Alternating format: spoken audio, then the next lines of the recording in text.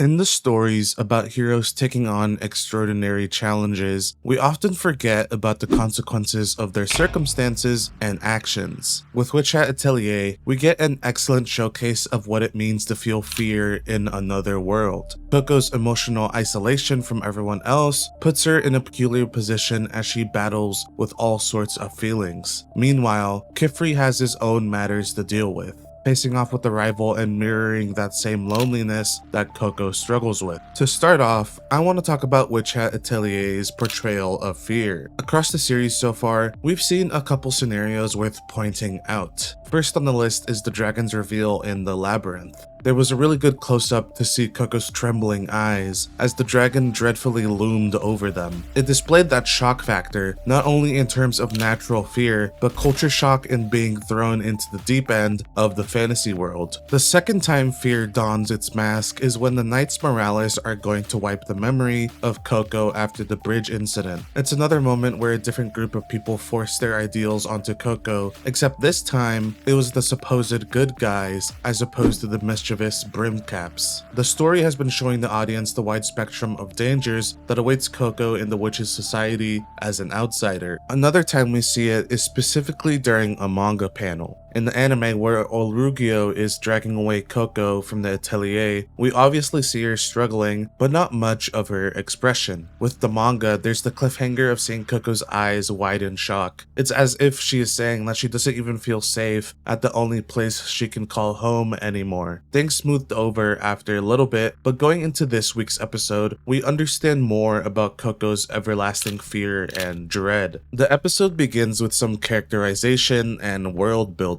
Riche vehemently expresses her distaste for the apprentice test and being forced to do anything. Qifrey and the girls also detail some specifics about how magic works, the common sayings in the witch world, and motivations for doing what they do. We can see that Coco is more so entrenched in the world of magic, but her feelings, emotions, and thoughts say otherwise. A potent nightmare taking all of the things that have been said to Coco since her time in this new world gets replayed in her head. From people like Qifrey to imagine phrases from the brim cap. The void environment of ink and darkness overwhelm the scene as the voices of those close to her lambast her existence. The scale of the vision leaves Coco floundering and out of her depth. Plot-wise, many of the incidents and challenges that Coco has experienced rely on the fact that she is an outsider. We see it in the way that a god has treated Coco, even in the way that Qifrey especially comforts Coco so as to ease her unique sense of pain. There's more there than meets the eye, which I will get into in one moment. In this episode, we see how Coco is more driven to train into the night so that she can get her mother back to normal. This context of being from a separate world is something that isolates Coco. During scenes where she falls asleep twice now, it is implied that it's not a completely restful respite. There's difficulty in these steps she's taking. Some could notice that Coco is progressing quite quickly and learning a lot for someone who didn't grow up around magic, and that in itself is another display of her natural talent, but also desperate efforts to prove her resolve to everybody, including herself. In the cast of characters we love, there is another person who is facing a similar kind of isolation among the world that they live in.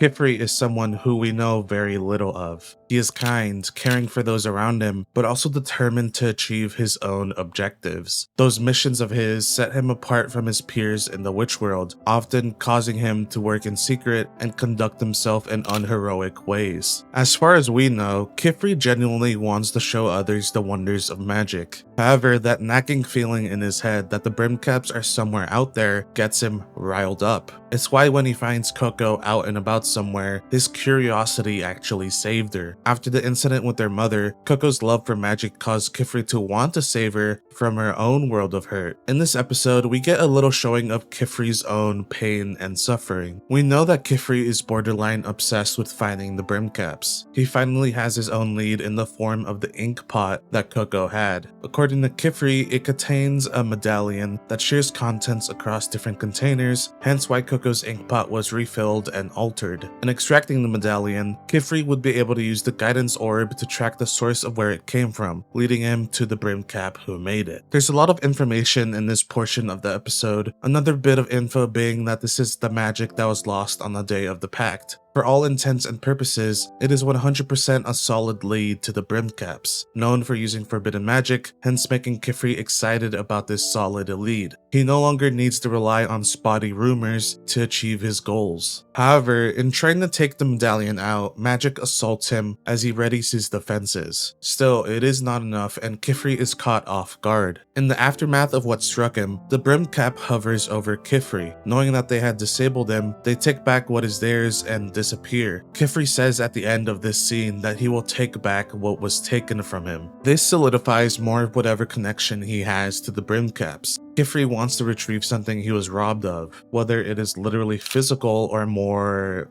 mental or metaphorical. In this way, he's been a victim of the brimmed caps. Maybe this is why he feels a connection to Coco and showed her mercy when it came to erasing her memories. It was for his own goals, but also a hint of sympathy that we know Qifrey is capable of. There's a lot here in this scene, so let's go through it. Firstly, this is just a bit of speculation given what we know in the anime, but being aware that Qifrey has first-hand experience with the brimmed caps recontextualizes events. Now, the brimmed cap knowing Qifrey's name and who he is may lead to the assumption that this eyeball-masked perpetrator was at the inciting incident in Qifrey's life. In a previous video of mine, I mentioned how uninvolved the brimmed cap has been in all of this. This is just an offshoot theory of mine, but I've come to an understanding in my own mind that the brimmed cap we know of has been playing their cards perfectly. Everything from the Pegasus carriage falling apart to the Knights Morales interfering with Coco. Sure, there may have been some risks, but how calculating is this brimmed cap?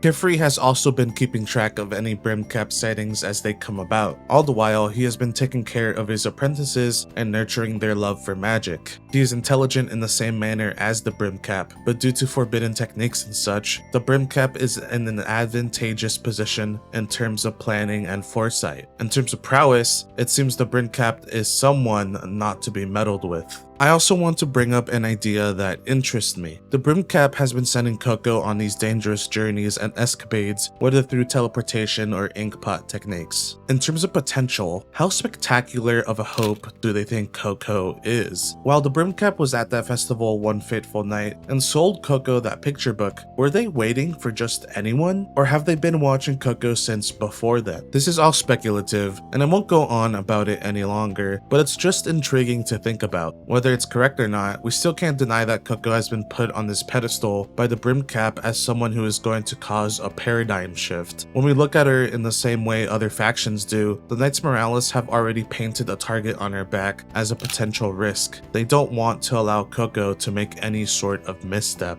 Unfortunately, the same goes for Qifrey. He takes care of her quite well, just as he would any other apprentice, but she has a special history about her that warrants extra attention. We've heard it in his words, and this has to add to the loneliness that Coco feels from her world right now. Still, I believe we've seen and heard in this new episode how Qifrey feels in a similar manner to Coco. He says that he can't let anyone figure out his task of tracking down the brimmed caps. That something like this must be done in the utmost secret. I imagine it could have helped if there were someone there to back up Qifrey against the brimmed cap. He carries this burden, different in some ways, but must feel eerily similar to Coco's, that weighs down some of the things he can accomplish. We don't know the full history of what has happened to Qifrey. Perhaps in learning about what ails him in his thoughts, a deeper connection could be felt between him and Coco. I believe this show knows how to depict the isolation that some of us may feel in our own lives, whether emotionally or physically. Still, the author knows how to write a story that empowers those people and the dreams and goals they have for themselves. Anyways, that'll be all from me. It took me a while to get this written out, but hopefully in the upcoming weeks, I can get more videos out to all of you even faster. I'm working on some cool ideas for videos apart from Witch Hat Atelier, so look out for those. Like any other video,